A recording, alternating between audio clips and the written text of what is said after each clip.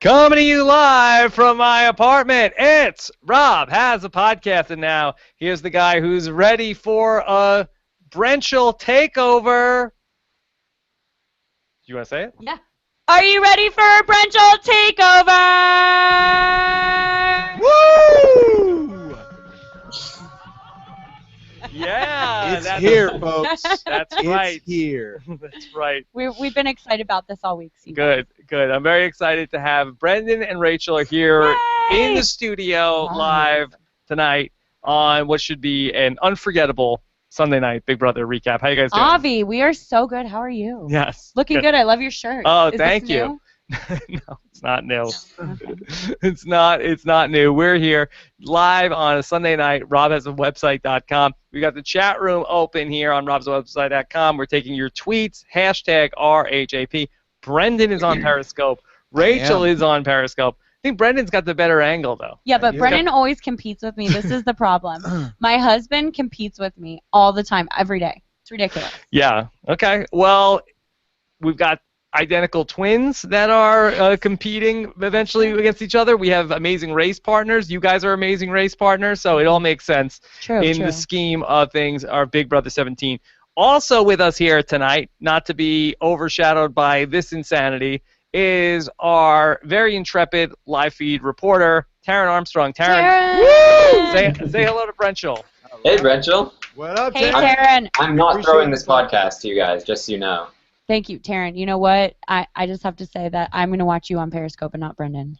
Yeah. Thank you. How dare she? Now, I had heard that Brendon and Rachel just came here directly from a foam party. We were invited to a foam party, but we forgot to bring the most important essential of a foam party, which was apparently matching clothing. Oh, matching clothing at a foam party. Foam party. Yes. For everyone that watched the episode. All right. Well, we are live and ready to go here. So why don't we just start off here talking about Big Brother 17 from the beginning. What are your thoughts on the season? Well, and we also have to specify, Rachel will, if we do not tell her ahead of time, she will start talking about spoilers before we get the patented spoiler. Yes, we'll play this. We'll play the spoiler sound at the point where we're going to talk about spoilers. So here we're just talking about everything that's happened on the Big Brother TV show through episode number 8 tonight? I think so.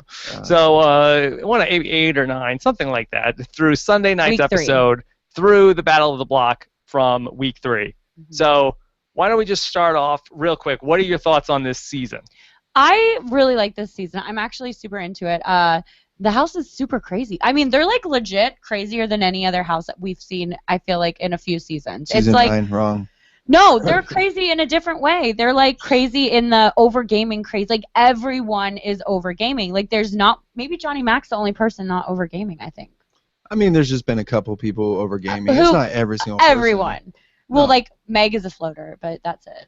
Sorry for the Meg fans out there. Yeah, Meg fan. Let's use one. And Jackie. Jackie's a floater. But besides them, everyone else is overgaming.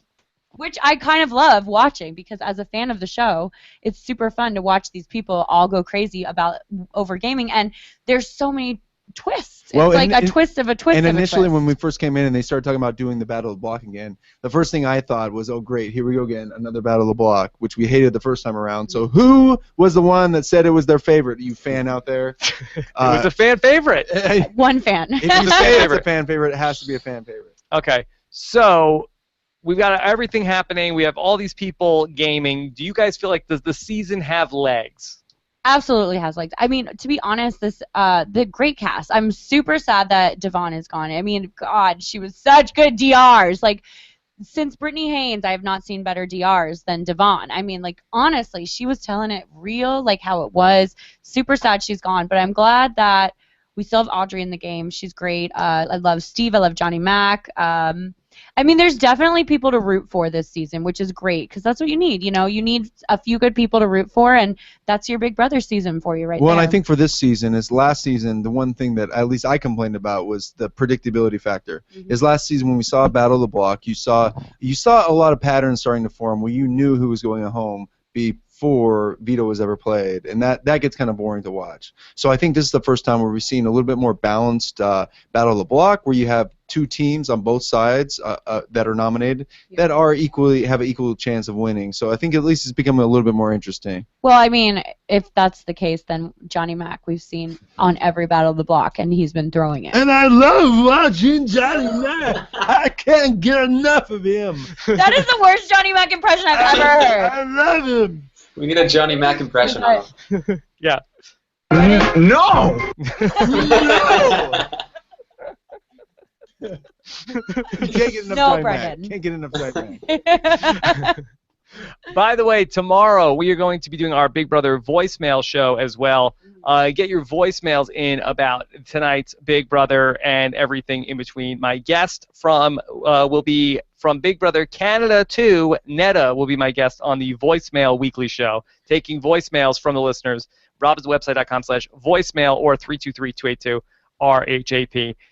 A lot of talk tonight about the twins, but Rachel, it was your reporting, even in the preseason, that really blew the cover off this story and got a lot of fans talking about this way before it was ever talked about on this show. How did you and Ryan Carrillo find out about this stuff in the first place? Okay, so this is so embarrassing. So we're like literally in Big Brother. We go to do the interviews preseason, and we're like, okay.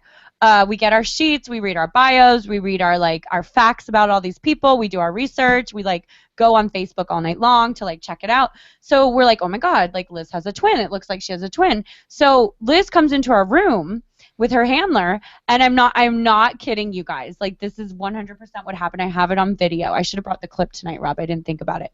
But I'm like, so Liz, you have a twin, right? And she's like, no, I don't have a twin. What are you talking about?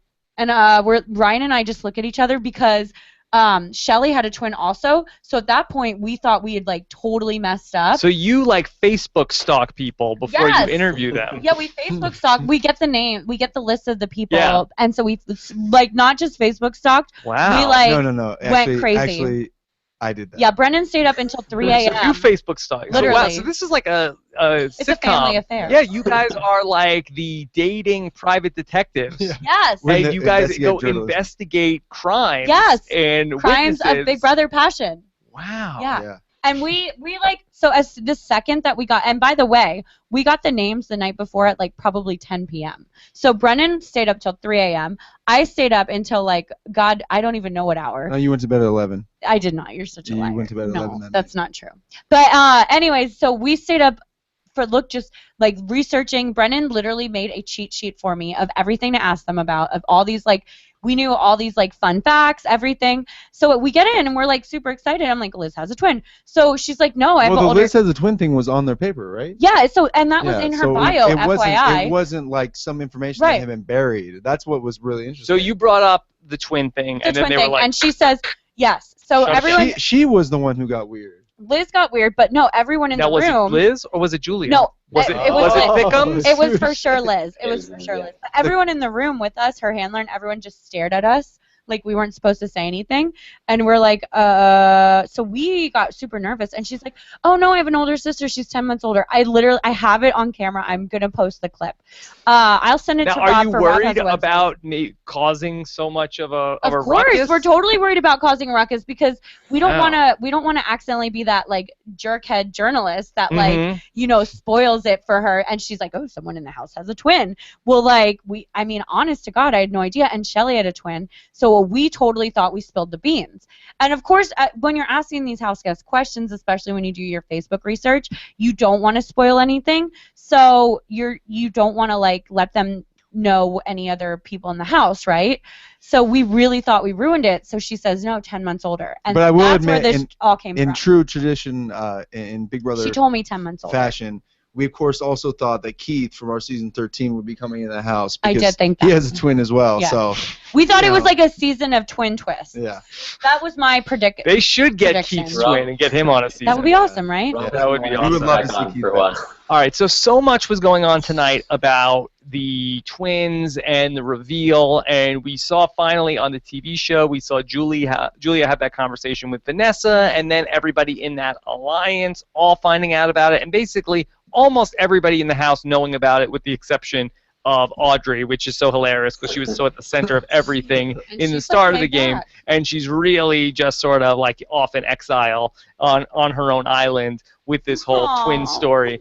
But talk to me about what you think ultimately is going to happen now with Liz/Julia. Do you guys think that they go on to survive all of this? Because it looked like when it was first found out last week, I said, okay, well, she'll probably be out next. Yeah. But you have one half of the house saying, like, oh, this is a good thing for us because now we'll have two people on our Right. side. And that's super interesting. I am shocked that the house actually thinks this because they're a duo. You never keep a duo in the house. They must think that they can like break them up later or something. But I think they're going to both make it through. And I think it's super dumb on the house. I don't want to see either one of the twins leave because as a viewer, I love the twins. I want the twins to be in, both in. But as a house guest, if I was in that house, I would never let them both stay in. And if you think about it, voting them out before week 5, you're voting out not just one person, but 2. I mean, but if I was in the house, I would definitely want to pull the twins because guess what? You get double the votes when. But do you? What if they turn on you? You don't know. Well, I mean, that's what you have to figure out while you're in the house. I mean, at first, I thought the twin twist, it gets shown. It turns out like the saboteur twist from our season 12, where you're kind of disappointed and it's busted long before it gets going. But now I actually think it's more interesting because now you have a situation where they know there's twins in the house and people are now trying to like figure out what kind of strategy they could use with it. So now I actually think the twin twist has gotten a little better since people found out because not knowing now with even people finding out about the twin twist, we actually have the addition of a new pair of twins in the house, and apparently people are thinking that Clay has a twin, which is even making for more entertainment. Yeah. It's very interesting this time around because it was such a blindside the first time they did the twin twist back in Big Brother 5. Yeah. But now you have all of the intrigue of who knows, who doesn't know, and how long are they going to keep up this charade? Yeah. Because one side of the house, they all officially are confirmed. They know that Liz and Julia are twins and they're switching, and Liz and Julia are being open about when they're switching. But the other side of the house they are onto it, but they're lying and saying that they're not actually people that are switching. And the irony of all that is that side of the house that is being lied to is actually the side of the house that figured it out first, which is sort of the crazy thing, Yeah. and sort of reported that back to other people. Right. And then they're going, and now that the other side of the house, with the Vanessa and Austin side, they haven't known confirmed, they're going back and telling the other side, oh, no, I think this is, I think you're wrong about this. Yeah. I think it's only one person. So do we know, is Audrey the legitimate only one in the house right now that has no idea what's going on? Taryn, can you confirm any of this? Yeah, Audrey's the only one who hasn't even heard a hint of it yet. Nice. what, I love Audrey what planet is she living on? She's living on the Big Brother Exile planet. Yeah, nobody wants to talk to her. Nobody Yeah. wants to talk to Audrey. I didn't know we had Exile Island this Yeah, season. she's up on Exile Island. I mean, hey, place it's to going to be work for for her. her advantage in that long run, but it's super sad. I love her. I love watching her play this game. Okay. Well, let's talk Audrey. And Audrey is somebody who had such a crazy first week in the house, and then, still drama last week, and now she really is sort of off on her own. You didn't get a chance to talk to Audrey when you first did the interviews. Right. Did you know something was up at that point? Well, I was kind of upset because she was a Rachel fan, and I had no idea going in, obviously. Like, you would never know just from a picture. So when we found out that she was a Rachel fan, Brendan and I were, like, super excited. I was like, oh, my God, she's going to be my girl. This is going to be the best interview. And then she got pulled. I mean, she got pulled at, like, noon, and we probably would have gotten her after lunch or something. But anyways, we were really disappointed because of the TMZ story that broke, and I guess it broke early. I don't know what their deal was. I don't know what TMZ's deal is ever, but we had no idea until Brendan text messaged me like halfway through the day and was like, "Hey, are you going to interview Audrey later? There's this big TMZ story. Go check it out." And I checked it out, and we were even more excited. We actually, no lie, we were not even going to ask her about her sexuality. We were honestly just going to ask her about Big Brother. If it came out and she wanted to talk about it, we were like cool with it. But if not, we were just like, okay, whatever. It's Big Brother. Like, let's talk about Big Brother. So it was a bummer, but I never had any idea she would play the game like this. I thought she would be super competitive and go in, but Like never Dexter Morgan. Well, Dexter's like. Oh, I mean, she is Leatherface. playing like Dexter though. More like Jason from Friday the 13th. Yeah. No, but she is playing. Nightmare on Elm Street. It's just so crazy because who would have ever thought we'd have this person who is transgender going into the house, and the last thing we would ever be talking about is her being transgender. It's just so much talking about the game, but she's in this spot where now nobody really wants to work with her.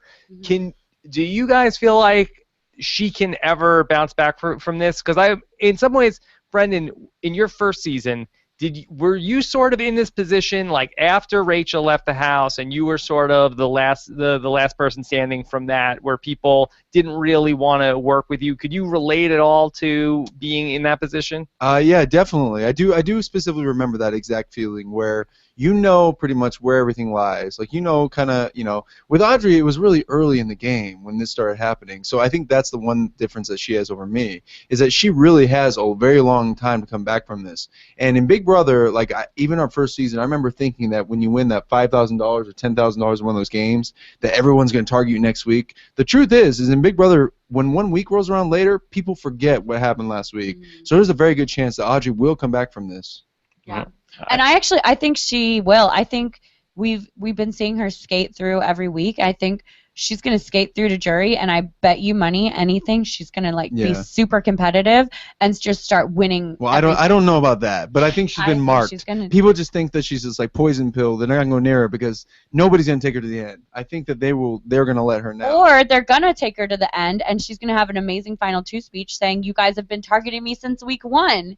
Because why wouldn't they take her to the end? They think everyone hates her. But the truth be told is that if she can make it to the end with this same target on her back, she's a perfect candidate to win because she made it to the end with all odds against her. Right. She has such an interesting story and such an interesting case because she has the thing about her where everybody was against her and everybody in the house dislikes the game that she's been playing. So she has this great storyline going of that she's the ultimate GOAT that you want to take to the end. However, we forget about somehow that the first thing that we found out about her was that she's this person who's going through this amazing, brave journey of being the first transgender contestant in the house. And we would have said from the start, no way you could bring this person to the end because everybody's going to give them their votes. So you have those two things that you have to sort of reconcile. Yeah.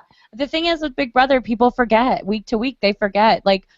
And not only that, is that she's super brave, and I love her so much for doing what she's doing, but also, as a player, she is also this player that is super being, attacked and targeted every single week because she was planting all these seeds. She did it to herself, no lie, for sure. But she's now stepping back enough to where she's saying, hey, I'm a huge target, keep me. Even we saw Austin say today, he's like, as soon as Audrey goes home, I'm the next big target, and he's 100% spot on. You keep Audrey in this game because she's always someone that's a bigger target than you, so you think in your head, okay, I'm just going to keep Audrey because she'll go out before I do, but then the thing is, everyone votes out the other person because they think the same thing, and it keeps going on and keeps going on. Okay, let's talk about the nominations tonight, and at least the thinking behind it. You have Vanessa and Austin who are working together. They're both on the same side of the house. They're coming up with what they want to do. Vanessa wants to be the HOH more so than Austin because he doesn't really want to get the blood on his hands.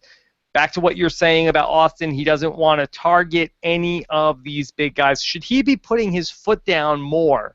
Or is he better off just letting Vanessa call the shots for the both of them? Absolutely. Austin's being really smart right now because he knows what's going on, and the fact that he nominates Meg and Jason, he is not in danger with Meg and Jason. Let's be real. I love them, but Meg and Jason aren't winning nothing. You know what I mean?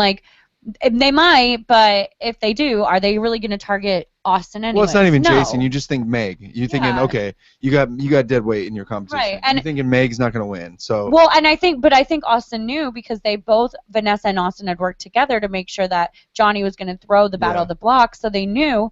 So Austin is playing really smart, letting Vanessa get the blood on her hands, letting Vanessa go after these big guys, while still letting, all this other stuff happen in the house where Vanessa can get out of Jeff, and Austin is HOH too, and he's working right with Vanessa, but it looks like Vanessa is the one getting them out. So even coming into this, we also think about how Austin and Vanessa established a relationship before going to the HOH competition. Exactly. Because that's what's really key in Big Brother. To make sure that you have that relationship before the HOH ever gets played. Because once the HOH is played, oh yeah, guess what? Everybody wants to be your friend. So you got to really try to figure out who were the friends beforehand. So the fact that Austin had a relationship with Vanessa beforehand, I think is a definitely good indication for him that he could be the person to come off as HOH and still be safe this week. And Austin is playing really smart with teaming up with Vanessa and teaming up with Liz and Julia. He's getting all these girls on his side so that way these girls think, oh, well, no, Austin's our big physical guy. You know what I mean? So they're not going to go bring in another physical guy. So Austin is good with everyone. So what do you think about the strategy behind what Vanessa ultimately wants to do this week? And again, only going up through the Battle of the Block tonight. I think Austin's playing smart. I think he's really smart letting Vanessa be the final HOH, getting the blood on her hands, because when it does come down to it in that house, you don't remember who the other half of the Battle of the Block was, but you do remember that Vanessa was the HOH, and you remember that Vanessa got out whomever, and you, like last week, remember, that they got out Devon. You don't remember. I don't even remember who won the other Battle of the Block winner was last week. From the first week? No, from last week. Just from last week. Oh, Jason and Steve? Right, but I mean, no, the winners, the final HOH. She's saying she's saying the person that comes down as HOH. Yeah, it was Becky and Shelly, but I'm saying nobody's going to remember Becky, that Becky won battle, that Becky was HOH. But I do remember that Becky got hit by a train. I do remember that too. But they will also remember that Shelly got out Devon in the end. You know what I mean? Right. So you feel like you like the idea of backing out as the second HOH. Absolutely. I think the smartest thing you can do as a Battle of the Block is backing out as the second HOH. Making that deal, you're HOH, I'm making a deal with the other HOH so you don't backdoor me or nominate me, but I'm also then backing out as the HOH and letting you take the blood on your hands because now I'm safe and I guarantee my own safety. But Rob also did have a good point because we were discussing this during the Rob. We watched the episode tonight. And it was a little tough because Dominic was running around. There was Nicole was talking. Cute. Yes. Rachel has baby on the brain. A lot going on during the episode tonight. But we were talking about this, and you want to touch on this? Oh, yeah. So Rob was just pointing out that, he thinks that, because I was arguing that, I think it's a good idea if you can come down as HOH and make sure that the HOH is doing what you want to do and then not get the blood on your hands. But then Rob also pointed out, like last week, where Becky wanted one thing and Shelly wanted another. So I guess it really does depend on who is the other HOH with you. Because if you can do that, I think that is the best situation. But if you think that the person is not going to, of course she does. Of course she drops a periscope. Story of her life. So, moving on. I'll be right back. All right. Oh my gosh. For those guys listening on the audio version, Rachel was touching her periscope as we were going, and she dropped it. I think you got a pretty good view of it on the video version. Taryn, you catch that? Oh yeah. Yeah. That could be. I think I see a GIF coming. Yeah. But that's how Rachel knocked over her periscope and is going to go fix it. Oh my God. Yeah, because there's a lot of people in the Big Brother history that have made a deal with somebody promising their own safety. Kaser certainly comes to mind. Yeah. It's like, hey, great, I made a deal. Boom. And then could find themselves being out in that scenario, too. We haven't had an HOH from Battle of the Block who ends up getting blindsided yet, but it's coming. It has to come. I mean, if it doesn't come this season... I think it'll happen this season. If it doesn't come this season, it'll happen when I go Well, back if it doesn't come this season, hopefully we retire the Battle of the Block. What happened to Nicole last season? But yeah, I mean... Did Nicole? What? Wasn't she HOH and then went out on her HOH? Did she? Did we? Okay. Well, then we'll fact check that. Either one way or the other, it'll probably happen again this season. All right? So that being said, let's just talk about the actual people that were targeted this week by the nominees. So, of course, it wouldn't be a week of Big Brother if Johnny Mac wasn't on the block. Yeah, right? Johnny Mac is the ultimate pawn for them. He's the ultimate pawn, but he is has a weird thing going that we've never seen before, especially, well, there's only been 2 seasons with Battle of the Block, but he has this thing where you put him up on the block, and he is like really good at this, and he'll throw the competition for people. And I want to know from you guys, is this a good strategy? And then, as we saw last week, then he won the veto. Mm-hmm. So he's like, oh, I'm so bad in the competitions, but then he can go out and win a competition when it's for him. Now, is that the kind of thing where if you're Johnny Mac, are you in danger of, if word gets out that he's always throwing the Battle of the Blocks, a lot of people are going to know that information. It's fine if he did it once, but if he's getting that reputation of being the guy, like, hey, you put Johnny Mac out on the Battle of the Block, he's going to throw it, screw the other person over. That person's not always going to go home. You would think eventually, isn't Johnny Mac going to get blood on his hands if he keeps doing this? Yes and no. No! No! Okay, yes and no. Because I think no, because I don't think that people are going to really pay attention that much, because remember, it changes so much week to week in Big Brother. But yes, he is really walking a fine line where if someone wanted to get pissed off at him, this is his, second Battle of the Block he's thrown, and this time people are going to start, people are just going to start noticing, and they're going to get pissed. And if James doesn't go home this week, he's going to be livid, because he's going to be like, dude, I could have gone home because of you. So he has to be really careful, but by the same token, people forget everything week to week. Well, I think it depends upon the numbers, because as the season progresses, you get less and less people in the house. And the less people there are in the house, the more obvious things become. Mm-hmm. So if you have somebody in the house who is winning competitions, when there's only 7 people, it's very obvious. When there's 11 people, 12 people, 13, 14 people, there's usually other people in the house for them to be distracted by. So i.e. the Audreys, the Jeffs, the James, So I don't think right now Johnny Mac is in a huge position. But given that he's doing this 4 or 5 weeks from now and still continuing, then I think people will be looking at him as a possible threat. For sure. And someone on Periscope just made the point that Johnny Mac hasn't really had to actually throw these yet. He's only been letting these other players throw themselves under the bus. So like last week we saw with Devon, horrible strategy, Johnny Mac just didn't try it, Devon went home. This week, James, horrible strategy, just wasn't good at the competition, they don't win Battle of the Block. What do you guys think of the foam party? I love the foam party. I mean, I don't know if James could see above the foam. No, I don't think. I mean, I'm not going to lie, this isn't even a joke. I think the foam probably was near eye level for James. Well, so it was probably getting right in his Was eyes. it also a problem for James that he was very distracted by they threw a lot of women out there in bathing suits? Yes, absolutely. What do you think about when James said in the episode tonight that he's never heard no from women so much as he did in that competition? We were like, James, I don't believe it. What kind of women are you talking about? Yeah, I don't buy it. And Meg has told him no like every day. Yeah. I mean, he got told no like 4 times within the first hour of being in Big Brother. But it must have been very distracting for James. I mean, that's like his kryptonite. When they start calling him Creepy James, that's not a good thing. Yeah. So I think James was probably super distracted by all the hot girls in bikinis, but I think like in all actuality he wasn't even paying attention to the because he couldn't see because the foam was in his eyes. Foam was in his eyes. Now, how odd would that have been for you guys in the Big Brother house to be in the backyard and have actual people there?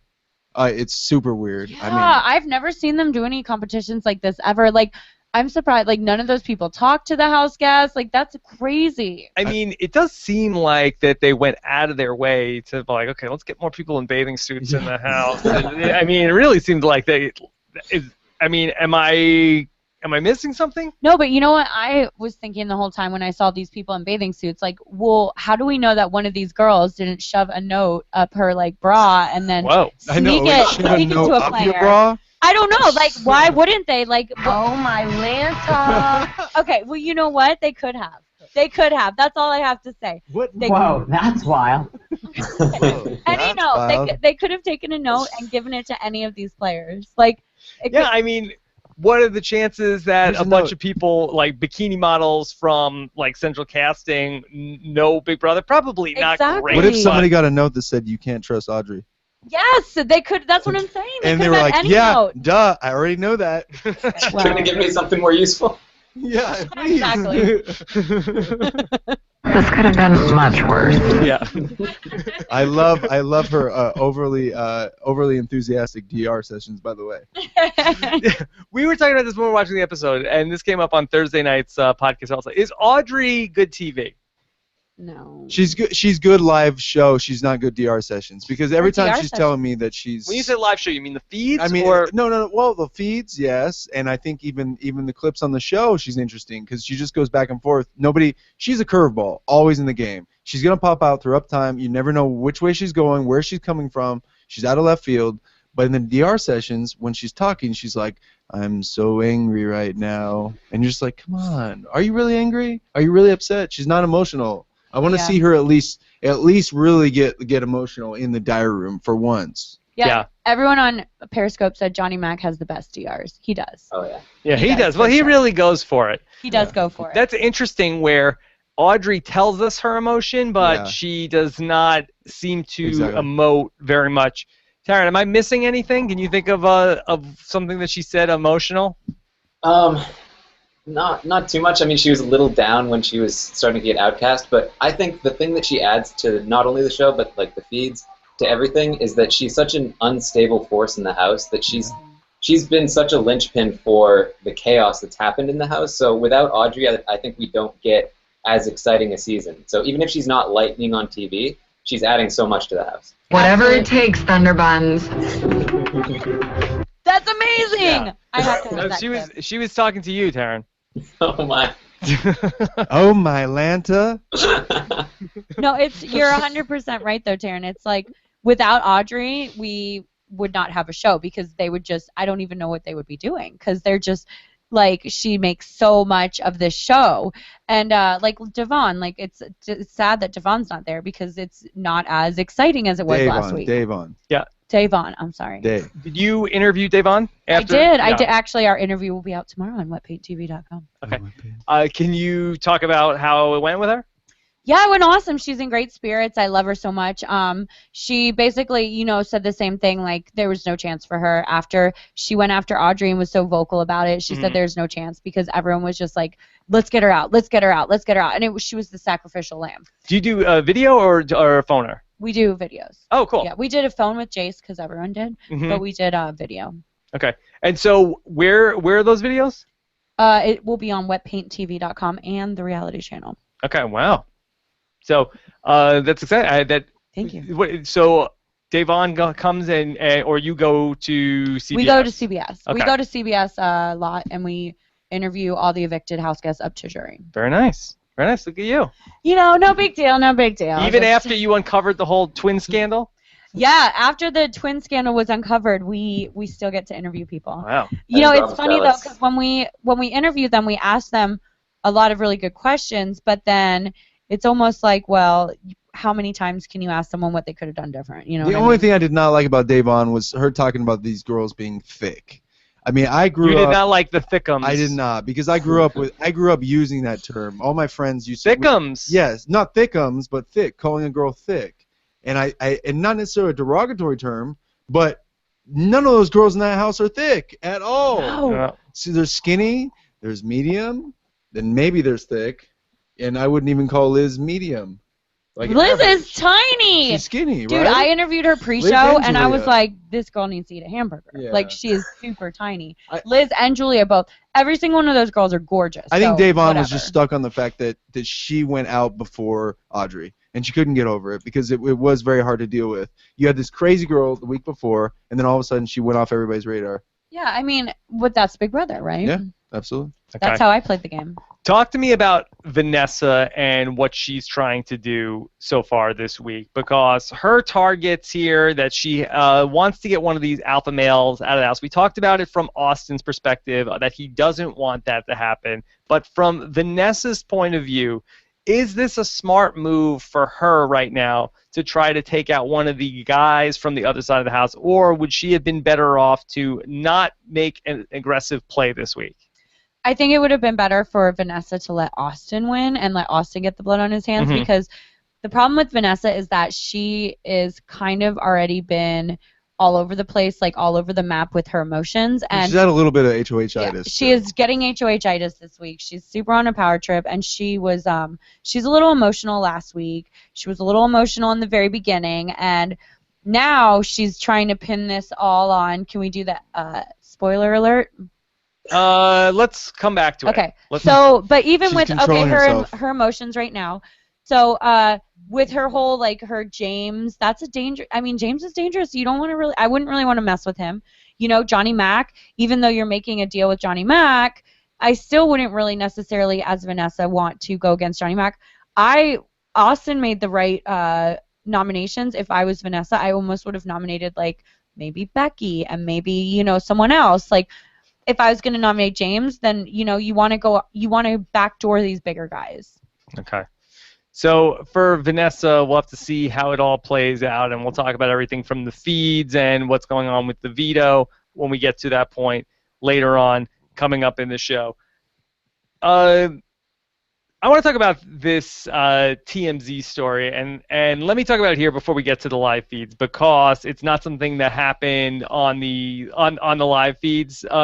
I guess it's something that happened on the live feeds, but it's not something that's going to be covered on the show. Sure. So there was a story that came out on Friday, and the story, which I got sent the link on Twitter Friday morning, reported by TMZ, that the story alleged that Jeff in the house was in bed with Liz, and TMZ claimed, and didn't even claim, like definitively said that he was being his own best friend.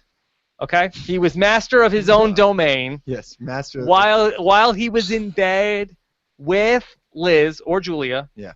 Was it? We don't know. I think it was Julia. We think it was Julia. Yeah. And then claimed that he then put a bodily fluid onto her back. Very PC. Good job, Rob. Mid-conversation with her. And disgusting. And TMZ reported this as news, that the headline was that a Big Brother contestant, dude, you can't, masturbate on your housemates. That is the headline in this story. Which I think is pretty shocking when you first hear that, because everyone, when I first heard this, it was like, what? Like, you had to ask what, like 3 times, because you're just like, I just couldn't get over it. Yes. And even going to the TMZ, you watch it, and you're just like, is that what he's, I mean, but then again, this is also, it reminds me of one of those things like the white noise. Have you ever heard those white noise tapes where you're like, oh yeah, now I can hear it, now that you told me what's being said in it. So it's like kind of like suggestion, Like if you were to say that this is happening and you watch the video, it becomes easier to see it.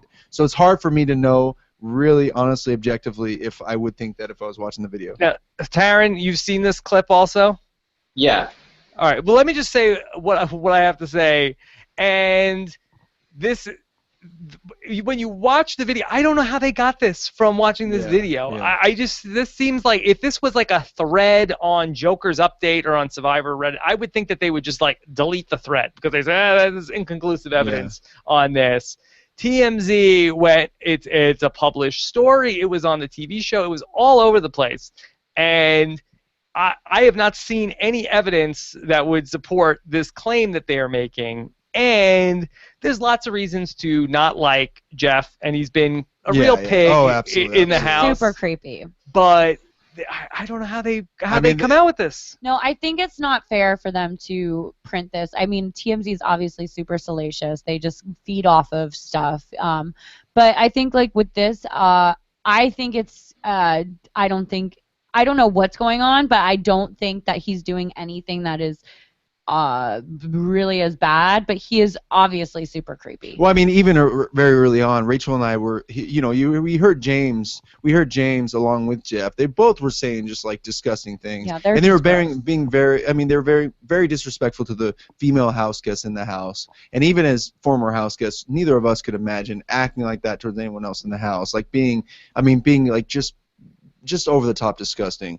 So the problem was I think the story could have come and gone very easily if Jeff had not had that reputation in the house already. So that's kind of what I think fueled the fire for this. Right. And it was a believable story based on some of the things we've heard about Jeff on the live feeds or heard him say on the live feeds.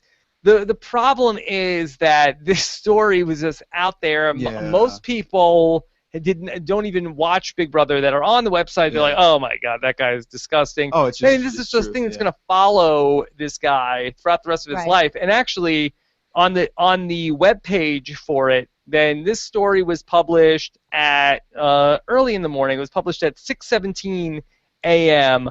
on Friday. There was an update at 9:45 a.m. that says, oh, and again, in small letters underneath the main headline of a Big Brother contestant caught, blah, blah, blah. Underneath, there's a little update that says, a new camera angle surfaced, and this one appears to clear Jeff's name. And the alternate angle is supplied by CBS. Yes. Looks like there really was a stain on Julia's shoulder prior to him touching her. Well, could you take the article down? Yeah. Could you not leave up the headline of what Jeff is doing this on his housemates, and then underneath, like, oh, I guess it didn't really happen. I mean, no matter what your feelings are towards Jeff, because we're the same way. It's like, trust me, like even when you got to understand that when these people get off the house, they're it's not the celebrity that you think. We're not getting off. You're not making tons of money. So a lot of these people are going off. They're losing jobs based on what is printed and what is So this is a very damaging thing. So I actually it's super messed up. As much as we dislike Jeff, especially in the very beginning, it's like I do feel horrible for this. Because I guarantee a lot of people heard the headline or saw it on Twitter and did not go back later and read the fine print of the retraction of I guess it didn't really happen. Well, if you're watching TMZ the show, and they don't retract it on the TV show, then what are you to think? It's awful. It's super bad. The TMZ does this to Big Brother contestants all the time. They make Big Brother people look bad, and I think like it's bad. But whether or not do we like Jeff or not, if he is creepy or not, this article is not cool. I mean, it's not like you could say, like, oh, well, it was an honest misunderstanding. Because I got to say, when I watched the video, it definitely seemed like that was what was going on. Like, I mean, this guy, forget about Vanessa Rousseau. What a poker face on this guy if this was if this was true. I mean, he's having a conversation. Yeah. He's like talking about like the talking weather. About multitasking. Yeah. Oh my God. But I mean, the brighter side, maybe Jeff gets out of the show and makes more money afterwards by suing TMZ. I don't know. I don't know what you can or can't do. But that bummed me out that they did that. Yeah. Well, it's one of those things where he's guilty before proven innocent or even given the chance to prove his innocence. So the fact that we didn't see CBS address this issue or release some major story covering the topic, definitely made me think, okay, this isn't anything. So why? I mean, it does suck. It sucks because he's in there and he can't do anything. Yeah.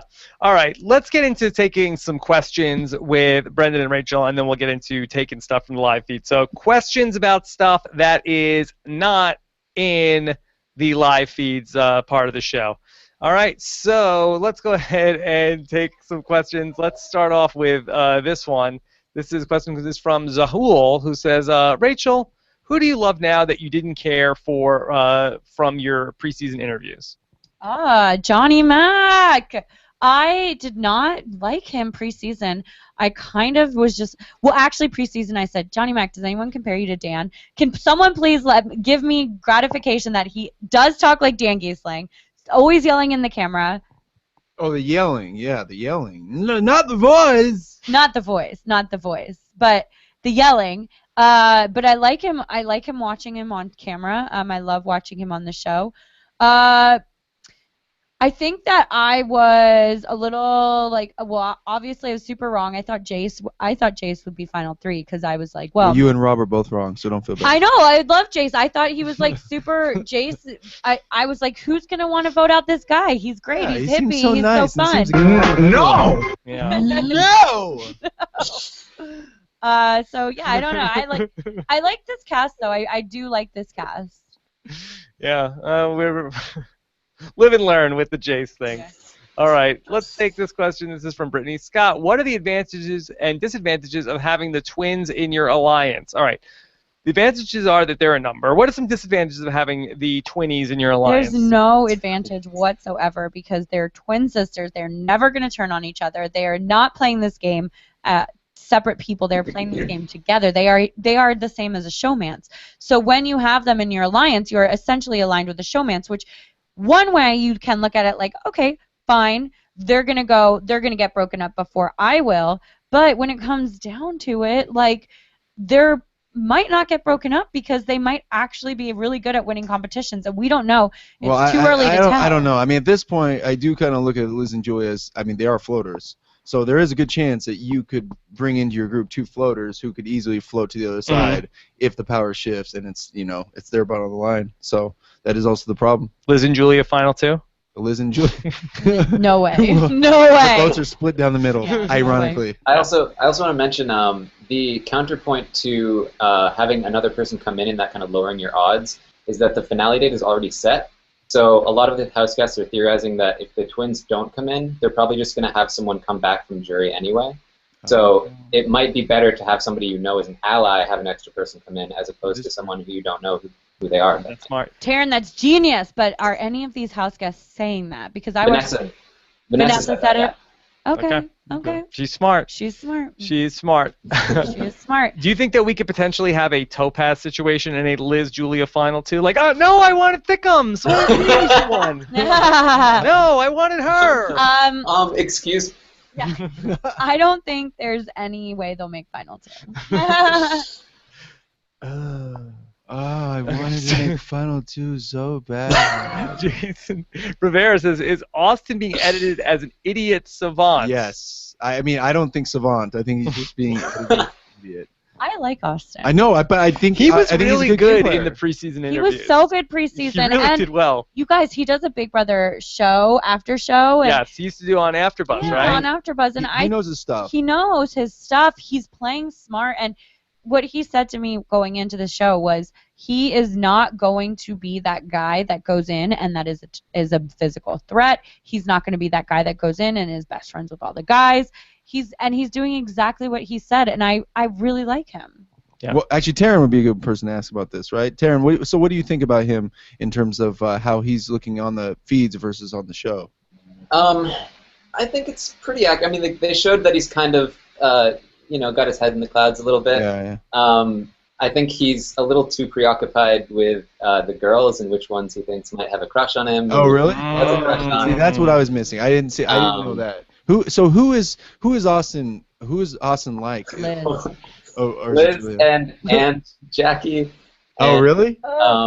Jackie is so boring. This is the worst Amazing Race people they could have brought in. For the love of Amazing Race. Well, what do you mean? I thought aren't they pretty good Amazing Race people? Are you joking?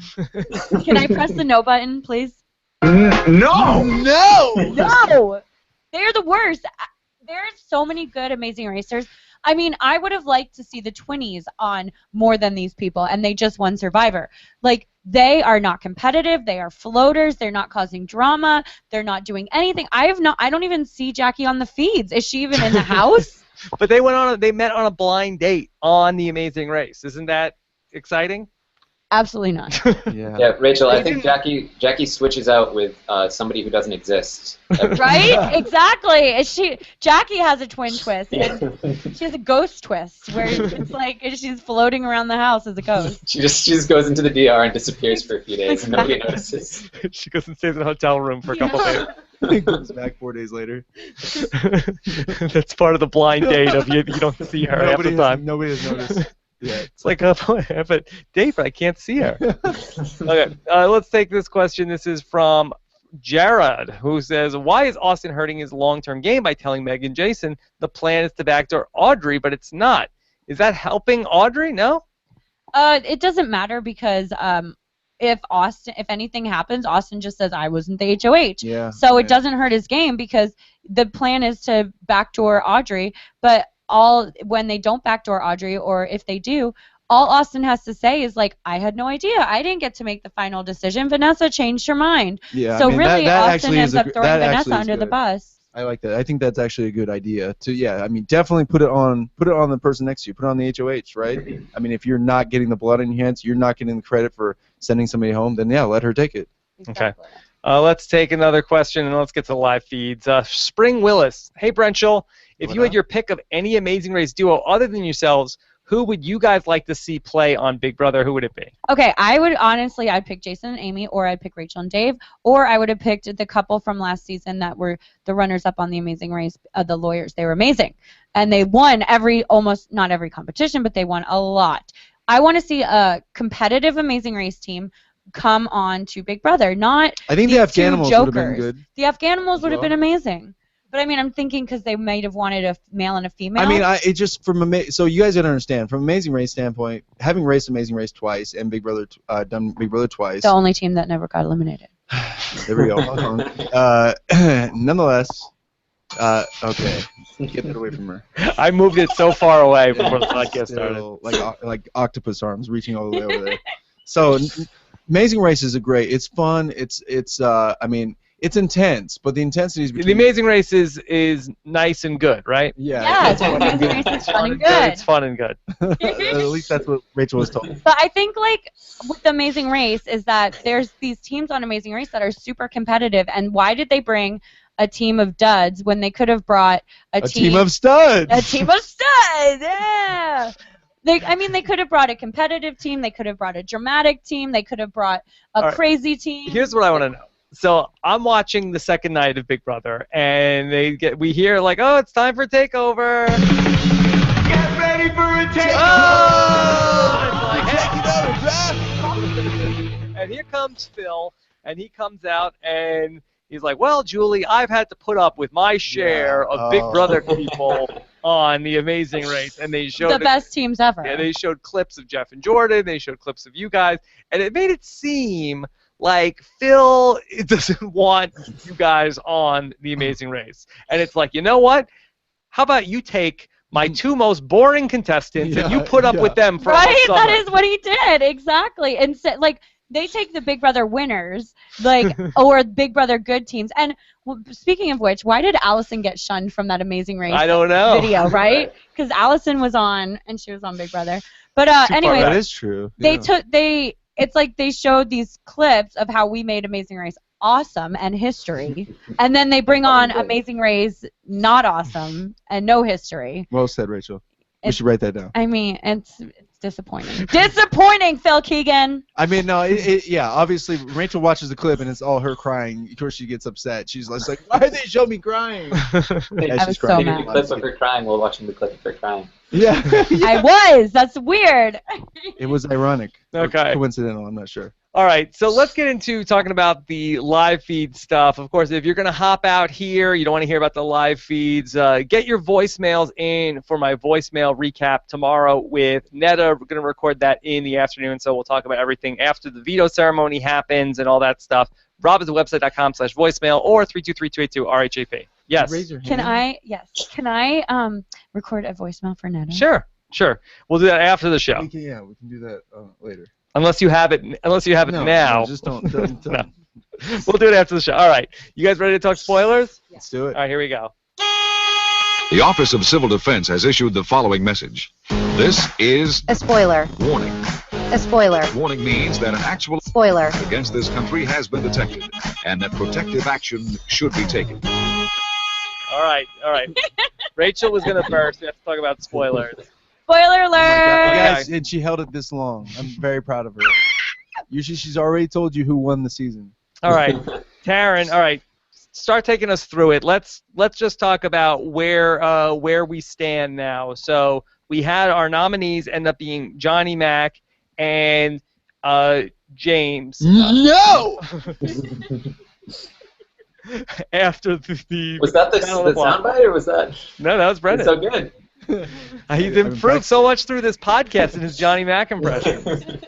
Exponentially getting better. All right, so take us through where we stand with the veto. The veto, I think Audrey, Shelley, and Austin were drawn to play the veto, and Vanessa wanted anybody but John or James to win so she could keep the noms the same, so she wouldn't have to get extra blood on her hands. And it was an elimination kind of veto, and it came down to Austin and Johnny Mac, and Austin threw it to Johnny Mac, right at the end because he would prefer Jeff to leave because if Johnny Mac takes himself off the block, Jeff has to go up as a replacement. Genius, Austin. So Johnny Mac wins the veto. It was obvious. Vanessa was pissed at him, and she was like, "You threw that, didn't you?" Yeah.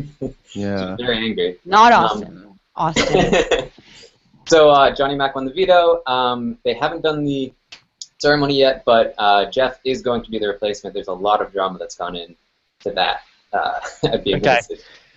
From what I understand, I was reading the reports overnight, about 4 a.m. Big Brother time. Lots of drama going down on the feeds. Are you guys are awake and watching that? Oh my God. Okay, so I went back and watched. I was not awake last night, but I went back and watched. Okay. So Vanessa makes up this huge big fight with Jeff. This huge, like, over the top, blown. I mean, I have not seen this good acting on Big Brother in a long time.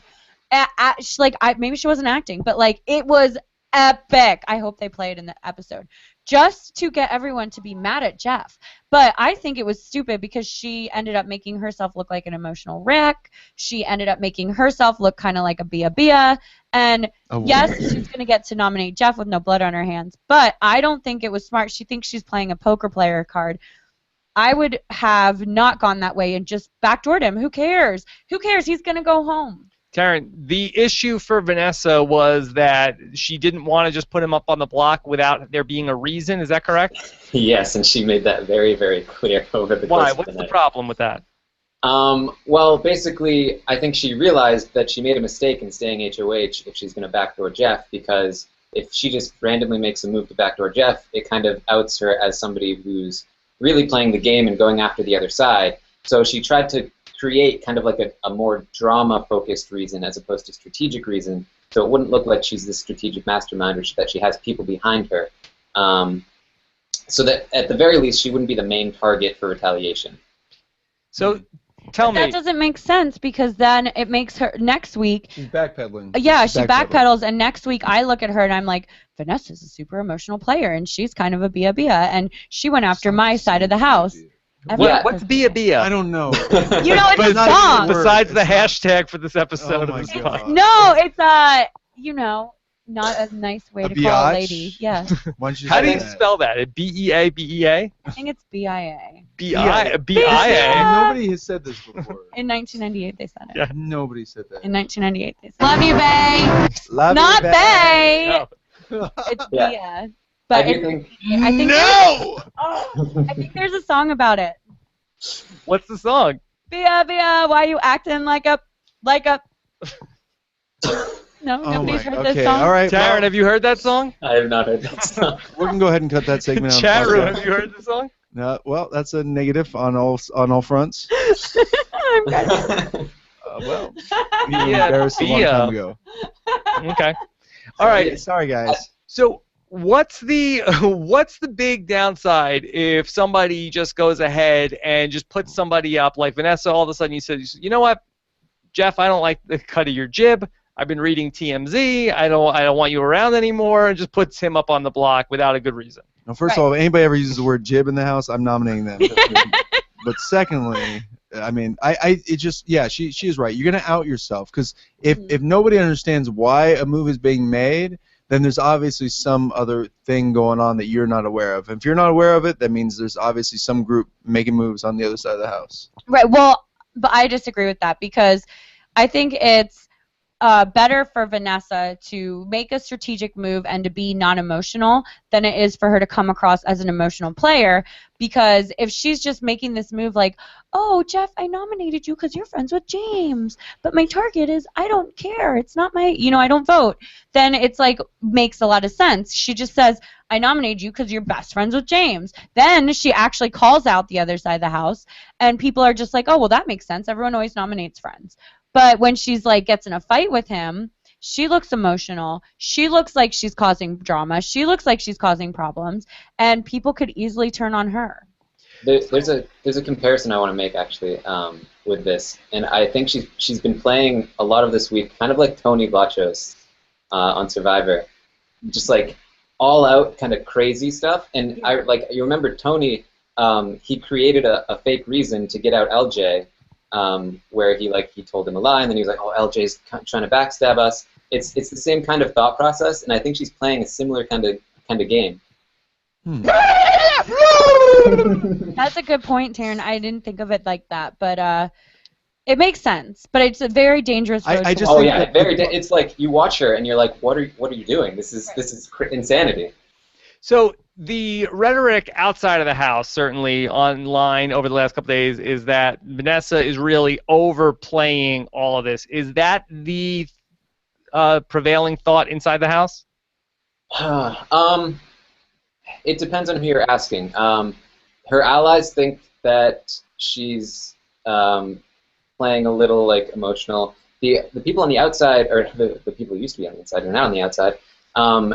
They think that Audrey's behind it and that Audrey's manipulating her. And, Oh, really? Yeah. Which is smart because I think Austin was the one that came up with that plan, right, Taryn? Austin wanted to make sure Audrey was up there for a long time to make it look like Audrey is manipulating Vanessa. Is that correct? I think it was Steve actually, and Austin might have said something too, but I definitely saw Steve say something about that. So that goes to show Steve is awesome. Steve is smart. Steve is playing because he wants to keep his alliances safe. So that way they can blame it on Audrey, which Audrey's the scapegoat now. But it makes sense because if they think Audrey manipulates Vanessa, then who cares? Because then it's not on Vanessa. Vanessa just needs to take down the intensity with her gameplay with the people. Because when she has these conversations one-on-one, every time I hear her talking to people, she's just super intense. Yeah. Everything's like a make or break situation with every single person in the house. And I feel like that may come back to haunt her if she's not careful. Yeah, alliance-wise, the house I feel like is very interesting right now, where you have the Vanessa grouping, which they branded themselves the Sixth Sense. Well, first off, how's that for an alliance name, Taryn? I think it's pretty good actually, apart from possible copyright issues. Yes, well, Makes sense. if anything, in a season full of twists, it's certainly an appropriate nickname for your That alliance. is true. Well, I thought they were called the Freaks and Geeks. There's about like 5 alliances within that grouping of people. There's just Which been Vanessa is a part of every single one of them. Okay. What if Haley Joel Osment switches out with one of them? That's part of it. Get ready for a takeover! Wait, I have a question. Hey, everybody. Who is that? Like it's me, Haley Joel Osment. I see a ghost, and her name is Jackie. Yes, exactly. One of my big twist. But wait, I have a good question. Okay, Jackie was dead the whole time. there is a BB takeover this week, but what the heck? I mean, we didn't even get anything. We know You they got like to Gronk. party. Yes. Yeah, we're getting gronked. What they're good? They had a foam party. What is that like? Does that mean the whole week is going to be partying? Like, I don't get it. Hold on, Taryn is a Patriots fan. You're gonna offend her. Making fun of the Gronk week. I'm not making fun of Gronk, but Yeah. WTF? Yeah. What's going on? What's going on with Rob Gronkowski? I'm going to be the leader no matter what. I'm the Tom Brady here. No, Gronkowski.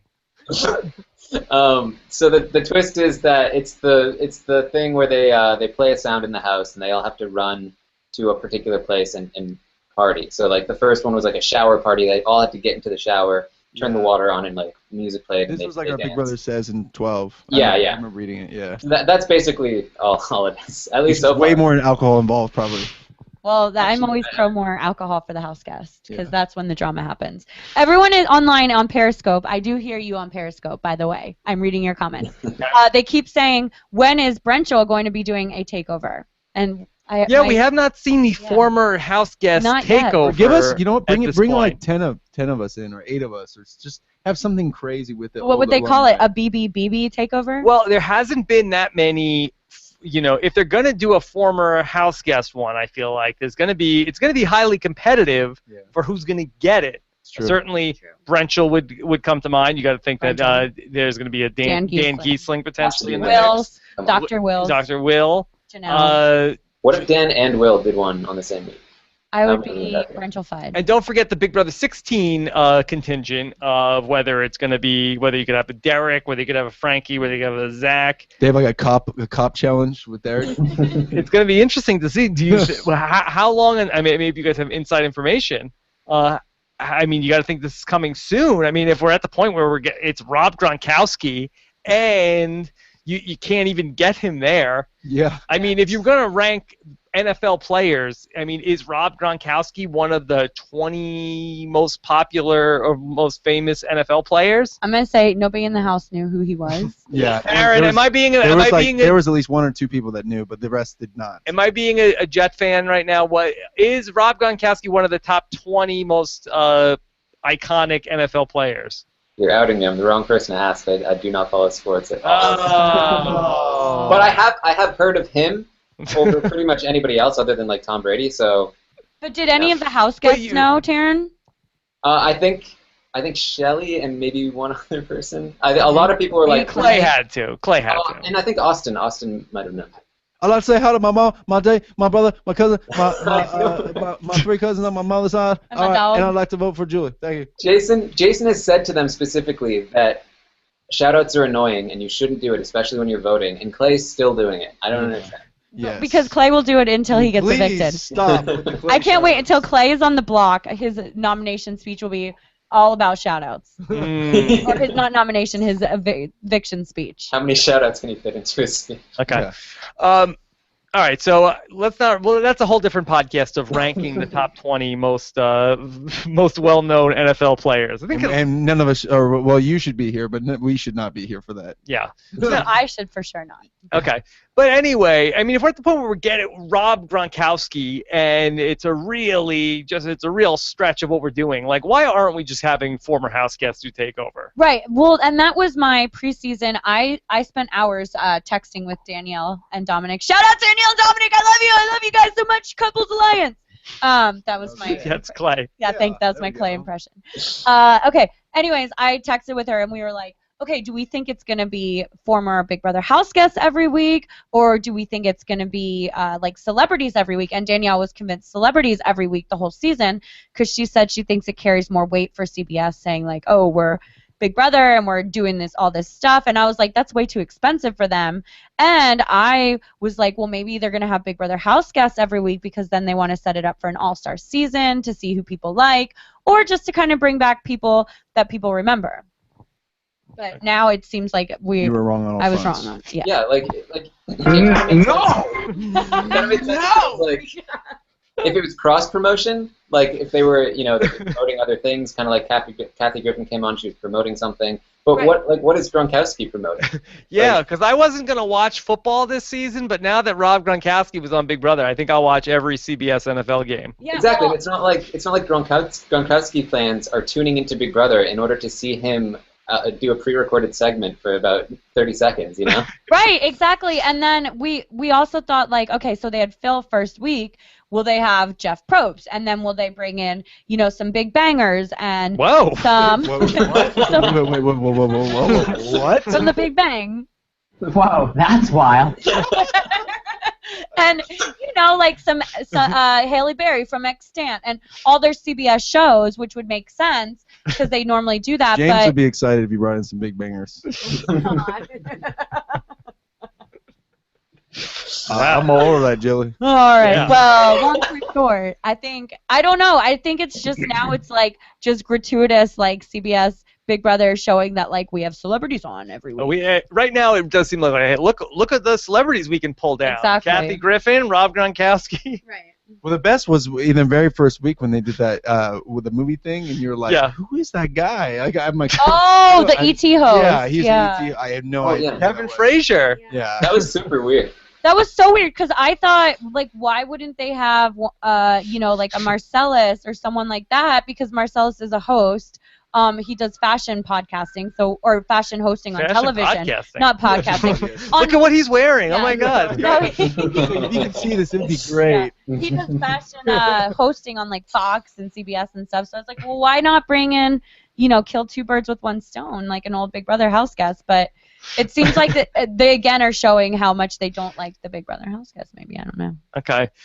All right. So we expect Jeff to go up in the renomination on Monday. Is Jeff going home this week, Taryn? He should be. I don't want to count him out yet, though. I do think he has some outs. It just depends on if he's able to play it right. He mentioned that he might want to start to blow some people's games up. I assume he's talking about Meg, Jason, and James. So if he can sell those guys as a trio, like if he leaves, they're still going to be a trio. If James leaves, he's done with them because they turned their back on him. He might be able to get some people to his side, but the momentum is definitely there for him to leave. So do we see a Jeff meltdown this week? I mean, that's what I'm wondering. Because if Jeff gets on the block, I just have a sneaking suspicion he's melting down. And James to me just seems like he might be able to maintain a little bit better. He had a talk with Vanessa today where she was really hard on him. I like actually felt bad for Jeff. Jeff? It's hard Really? to do. It's really hard to do. Oh. But he was very calm throughout it. She basically told him, "You're going up, and nothing you say is going to change my mind. And I'm basically gonna like hope that you go home." Oh, really? She said that? Oh, Yeah. wow. But the question is, like, it comes down to it. Is Jackie going to ever vote against him and rally the troops against him? Because regardless, they have a bond that nobody else has in that house. And Yeah, but is that bond as strong as you think? I kind of think it is because... Yeah, but Rob even on his podcast pointed out in the very beginning of the show, they brought them on and it was like, oh, this couple that traveled around the world together. And it's like, so how's it going? Yeah, we're cool. It's like, oh, yeah, but you guys are like together and stuff, right? No, we don't really talk. Well, just to go back to the, and I hate that this TMZ story came out because when I want to talk about that, Jeff has also said some creepy things in the house. Now it's like, but he didn't do this creepy thing that TMZ is saying that he did. Yeah. But he made it sound like that back in the beginning of the show that, oh, well, Jackie wanted to date me, but she wasn't ready for me. And it's like you really get the sense that if any of these women said they wanted to date Jeff, that he'd be all for it. Yes, absolutely. I think Jeff thinks that in his head, which is the weirdest thing. But then again, is Jeff going to be able to convince Liz to vote for him to keep him in the house? But I mean, maybe not Julia, but does he have Liz's vote? Because Liz is not here all week, but Liz they'll be voting together. That is interesting. Wait, does Liz always pop back in for the vote? They both pop.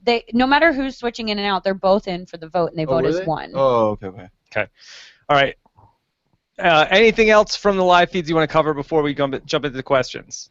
I do want to point out we've been a little hard on Vanessa. She has had very ups and very, very downs this week, which is a terrible way to put it. But she did very, very well with the information she got with the twin twist.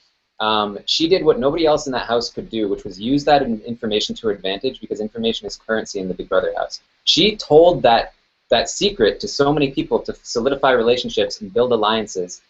It got to the point where she was telling people in different combinations, and they were all pretending that they hadn't heard it yet, so that she could solidify that particular group, and then telling the specific person one-on-one first to solidify that one-on-one relationship. And she's built herself an array of alliances where she is at the center of everything, and nobody has realized it yet. So she did really well with that, and then turned around and went crazy with the rest of the house. Vanessa did what Davon should have done, right? Exactly. Because that's what we wanted Davon to do. It's the difference between a poker player and a poker dealer. Yeah, good zing. Oh God. We have two in here. We have the double bell action. Oh, I had to get my bell in. She took the bell that Dominic had. I have a question, you guys. Someone on bell Periscope said that Liz and Julia did not vote as one last week. Am I incorrect? Julia voted last week, and then they switched afterward. But they were voting. Their vote counts as one, right? Yes. Yeah. It only counts as one. Okay. Vote. Okay. What if one of them changes their mind? They're like, no, I changed my mind. What? No. I changed my mind. What if when they voted together, they had said different names at the same time? That would be epic. Julie would just, her head would explode. Yeah. Yes. Okay. Let's take some more questions here with that we can include the live feed stuff. Let's start off with Nick 2S. So Invisible this week were Jackie, Steve, and Becky. Is this good news or bad news for them? Is it good news or bad news to be invisible in week 3? Great news for them, but they're also floaters. So for as a viewer, I don't even who Jackie. Like we've said all episode, who is she? She's not even on the show. Steve also had a really great week this week. Steve has. Yeah, because he got brought in by Vanessa. Right. I love Steve. I think he's great. So. Oh yeah, he's fantastic. Who is Steve working with then at this point? So Steve has a Final Two alliance with Vanessa called the Students of Sound. Okay, yeah, we do know. And about then that. she brought him into the Freaks and Geeks alliance, which is her, Steve, Austin, and Liz.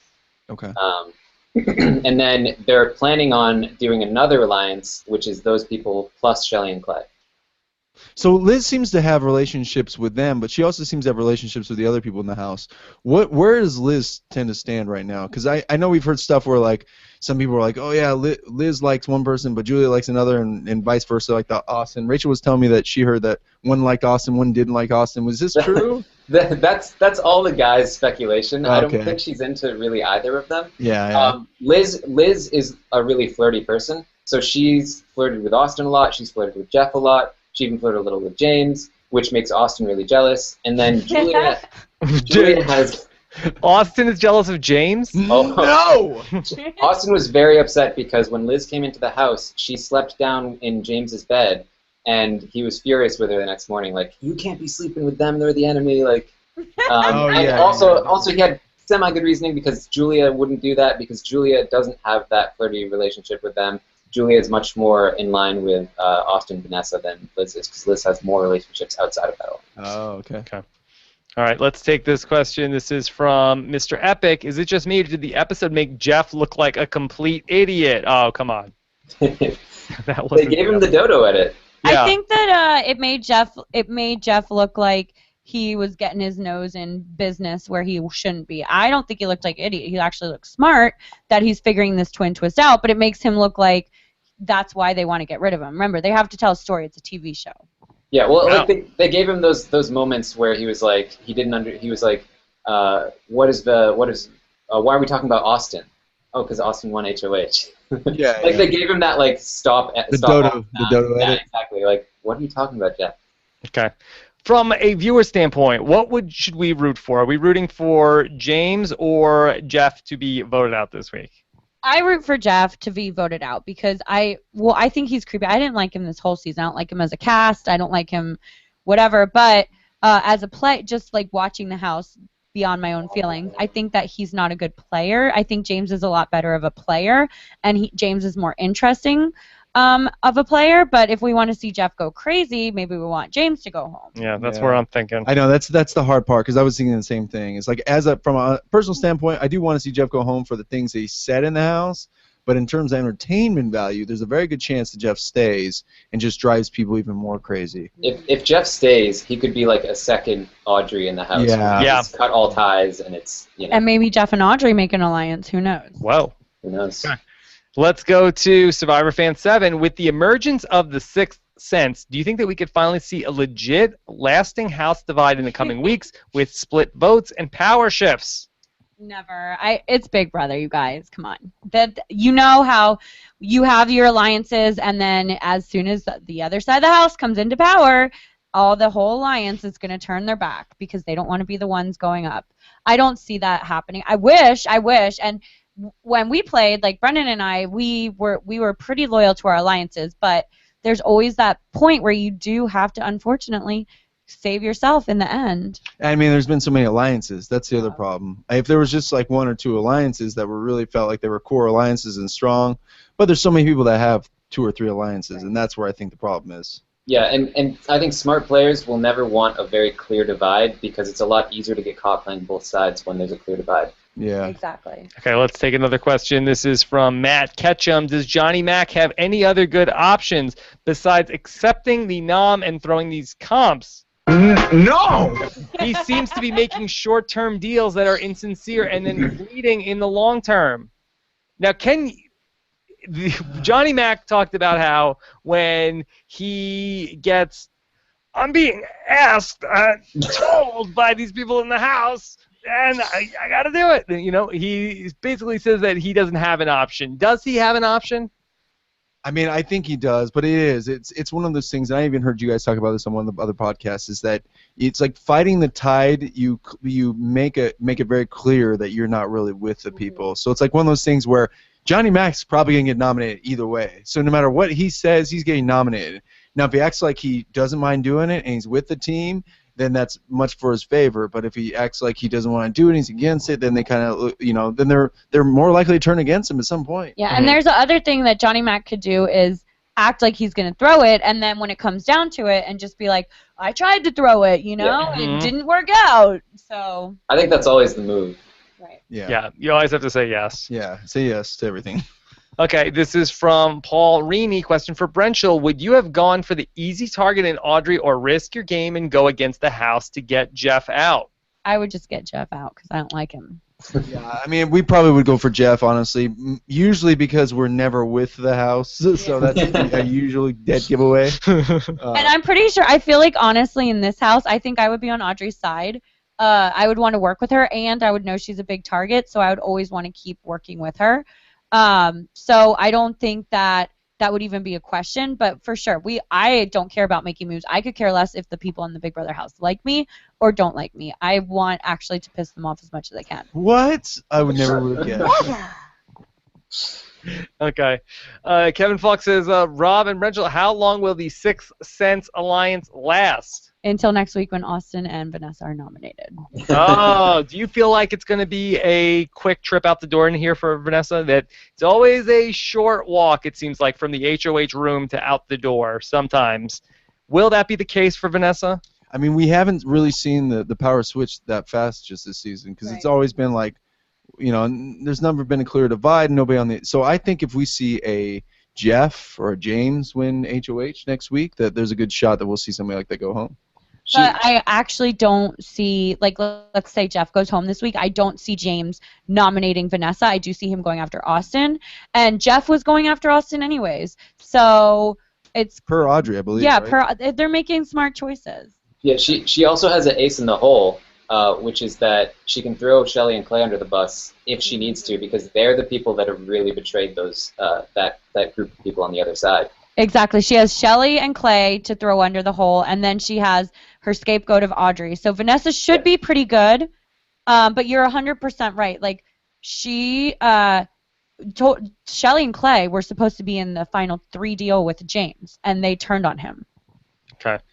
Let's take another few questions. Travis Madness says, who is the biggest floater right now in the house? And I feel like we've missed the obligatory Rachel. Who is the floater that needs to get the life vest? Floaters! Grab a life vest! Jackie and Meg.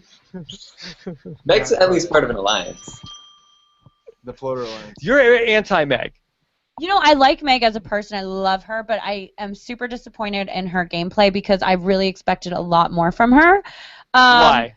Why? Because preseason she was like, I'm pro, I'm going to be awesome, I'm pro winning competitions, and I'm pro hanging out with the house and being everyone's best friend, and I'm going to go in there and win. And now I feel like she's like, I'm going to go in there and have a summer camp out. Well, she seems to be getting bounced around by the guys. That's yeah, what I feel and like, at least in the first I feel week. like her and Jackie are having s'mores in the backyard while everyone else is playing Big Brother. I think she was telling you what you wanted to hear in the interview. Yeah, I think that's what she does. No! Let's take this one from Nisi Lewis. Do me a favor. Discuss Vanessa's reason to take Johnny Mac deep into the game, saying he'll never win. Smart or stupid? Good one. Stupid. Is it smart to take Johnny Mac far into the game if you're Vanessa? Absolutely stupid. No! Yeah. Johnny Mac is now going on 2 POV wins, 2 Battle of the Block throwing. He's friends with everyone. He's going to win. And he's competitive. Yes. You take him to the season, he's going to win. And he's showing us that he can win competitions. But for Johnny Mac to win, Johnny Mac has to dip down in the middle of the season because he's got way too much attention right now. Because right now where he's at, it's too hot. He's too hot. Yeah, people are going to be on him if he doesn't kind of dip down. So if he can slide under the radar and probably go like 2 weeks without being nominated. Yeah, but I love Johnny Mac, and I'm worried he's going to be nominated. It's going to be Johnny Mac, Meg. See, like what we saw last year is going to start happening again this year when they're going to nominate the same exact people every single week for Battle of the Block. Meg will be on the block because Meg is their, like Jason said, the pretty princess or whatever. She's never going to go home. Nobody's voting her out. Same with Johnny Mac. Johnny Mac is going to go on the block. Taryn, could you rank these 4 for me? Dr. Will, Derek, Dan Giesling, Johnny Mac. Is that Dan Giesling #1, first of all. And Rachel Reilly. Oh, Taryn. Well, I already put Dan at number 1, so I can't change. Then obviously Rachel. Oh, there you Yeah, go. Avi. there you go. There you go. And then I think Johnny Mac is the kind of player, kind of like maybe kind of like Judd from season 15, where he has potential in the early game, but he's clearly laying low, and you're not going to really see whether or not he's going to be a good player until he gets to the point where he needs to really turn it on. And so if Johnny Mac can turn it on and start playing a really good game, then I think he's playing a perfect game, and it's really not smart to take him far. But if he's going to be somebody who's going to continue to lie low past the point where he should have turned it on, then he's exactly the person they see him. So who's in a better spot right now, Steve or Johnny Mac? Steve is a pretty good spot right now. Steve is in a better spot than Johnny Mac right now. Johnny Mac, if he turns it on later, I think could be in a better spot at that point if he's able to turn it on. Yeah, I just feel like with Johnny Mac, I know everyone's all impressed with what he's doing right now, but I feel like this is going to be a thing where in a couple of weeks when Johnny Mac is voted out, we're going to be like, what happened? Yeah, Exactly. He was going to win the game. What happened? He was nominated 6 times. He was nominated 6 times. I think it wasn't that great. Okay, let's take another question. This is from, it's appropriately, Tony's Llama, who says, what do you think of Steve and Clay breaking your hammock tonight? That was my favorite. Okay, I posted when I saw that. That was awesome. I posted, can someone please, on Rob Has Podcast, hashtag RHAP when you post this video. Make the video of all the seasons that we can see where they have broken the hammock, because we know we have this season, we have the epic Ian battle with the hammock, we have the epic Brendan and Rachel battle with the hammock. Maybe I just fell out of the hammock. Falling out of the hammock. Battle, it's the house guest versus the hammock. Round 1. I think someone falls out every season. Every season, right? Hammock watch. Okay. Yeah. All right, let's do two more questions. This is from Madam Din. What's Austin's best path to get to the end? Austin is playing a good path, but his best path is going to be to lay low from now on. Don't win HOHs. If Austin wins another HOH, he's really going to be in trouble. Well, you know what? I thought, so I was not sure if he's playing aloof, like if that actually is Austin or that's just what he wants us to think. Because if that's what he wants everybody to think, like, please, Austin, keep doing that. Mm-hmm. Keep letting people think that you don't really know what's going on, because that's definitely a good tool in the Big Brother. I don't know if he's playing. I know, that's the problem. Rachel! Thank you. Where's Judas? Promised Judas. We have not seen Judas. He talks about Judas. Interviews. We were promised in preseason. Every week in the diary room we meet Judas. He was lying. That's what Judas does. Damn you, Judas! He lied to you. Taryn, isn't it true that Judas, he's talking about Judas, but Judas is just not happening, right? It's not happening in the house. Sorry. I wonder he puts the hat on DRs being Judas? He talks about it a lot in the DRs, like, oh, Judas is doing this, but I see zero difference. It's going to be the kind of thing where he gets out of the house and he's like, Judas! And people are like, what are you talking about? Exactly. What was Judas? You're talking about Dan Giesling and Jerry and Big Brother 10? I feel like people who just watch the show probably don't understand. Sorry, Taryn. That was great. Can you say that again? I feel like people watching the show probably don't understand what the Judas reference really even is, because he hasn't really explained it. Season 10, right? All right. How about this one? This is from Skywise316. How often does Brendan watch the feeds with Rachel?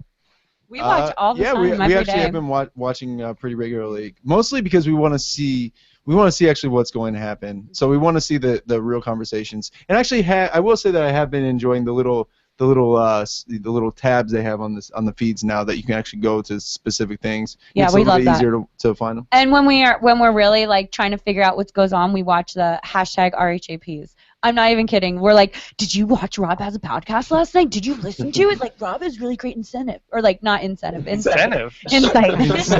What, Rob has incentive to listen to this podcast? You act now. $1 if you watch the podcast. Wow, dude, I have a lot of dollars coming.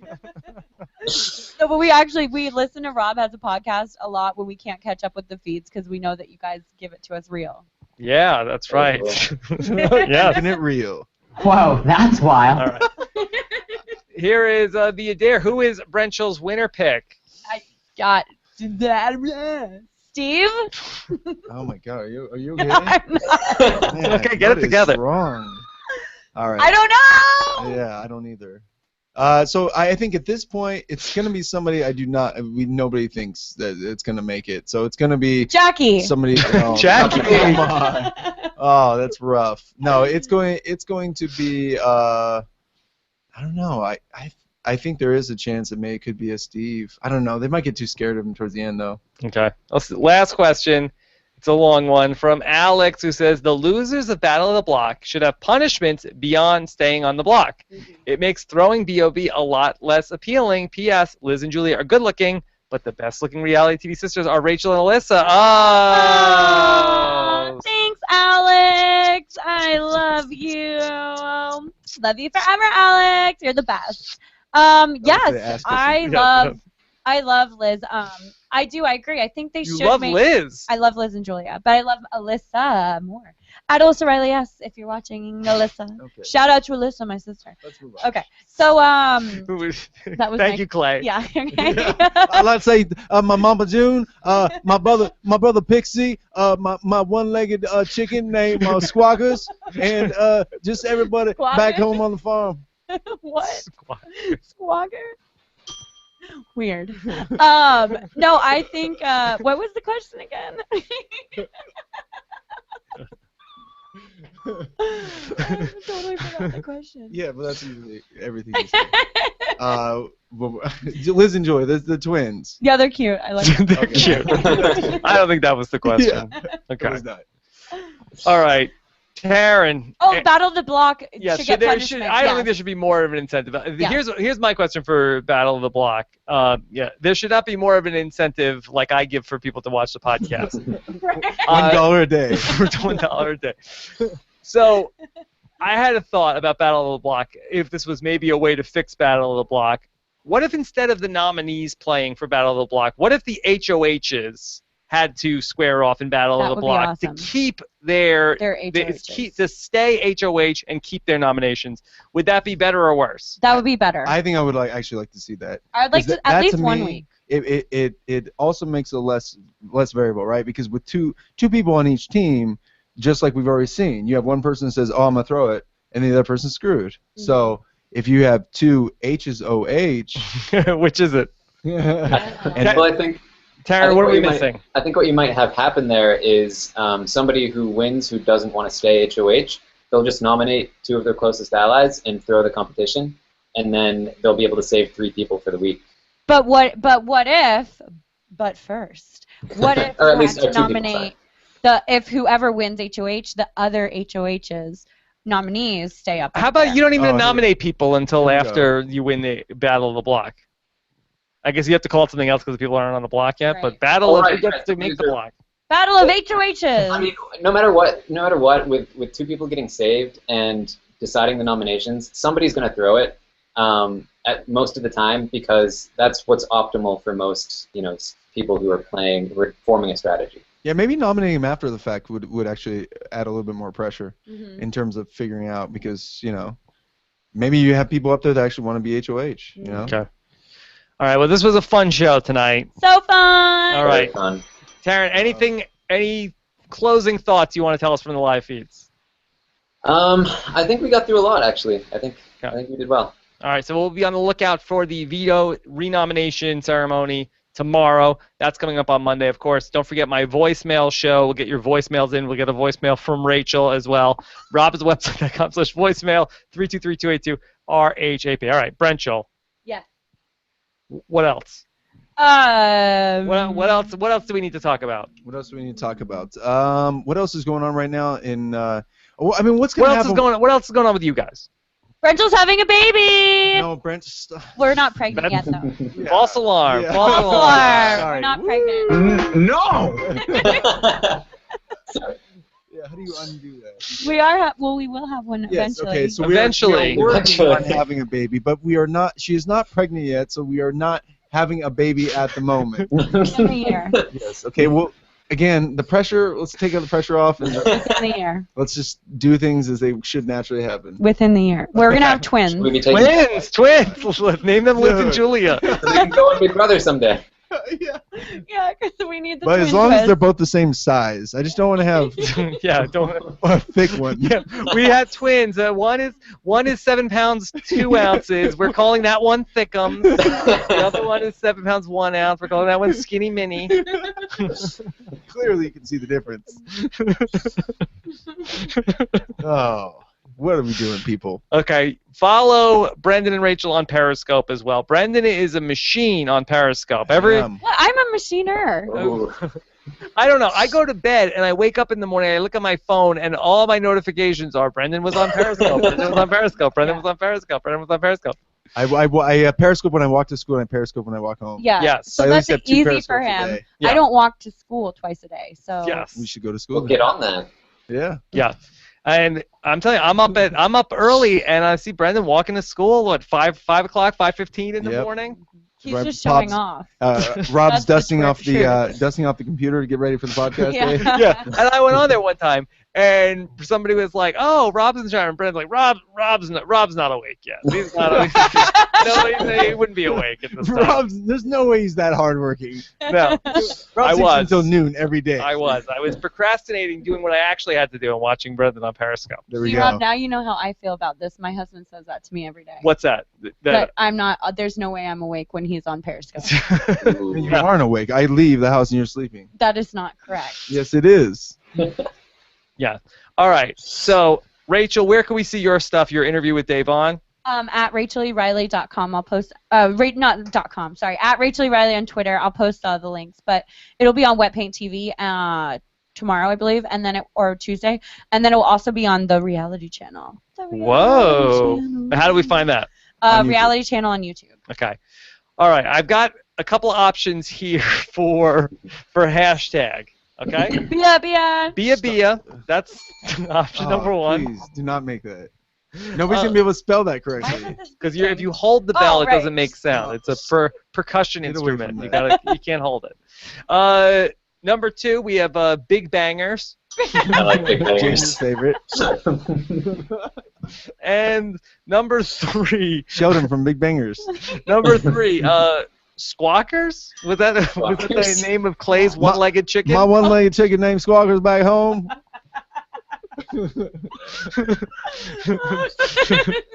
All right, what are we going with? Squawkers. Squawkers. Oh, an upset. Squawkers was good. That was a good one. Plays one-legged chicken. I think Big Bangers was robbed. Yes, Taryn, do you agree with that? Do you have are you taking over, or Squawkers is the hashtag? Well, I mean, I think Rachel outranks me here, but I did like Big Bangers a lot. I know, Big Bangers is all right, now we're good. confusing Okay, everything. okay. Now we're confusing, Oh, look, everyone on your YouTube feed has said Use Big whatever Bangers. Big one Bangers? you want. Oh. Hashtag Big Banger. Use whatever one you want. All right. Big Bangers is good. We'll take it. All right. Really looking forward to hearing what you guys have to say in the comments at robiswebsite.com. We'll be back live again this Wednesday night. Have a good one, everybody, and we'll talk to you again soon. Bye.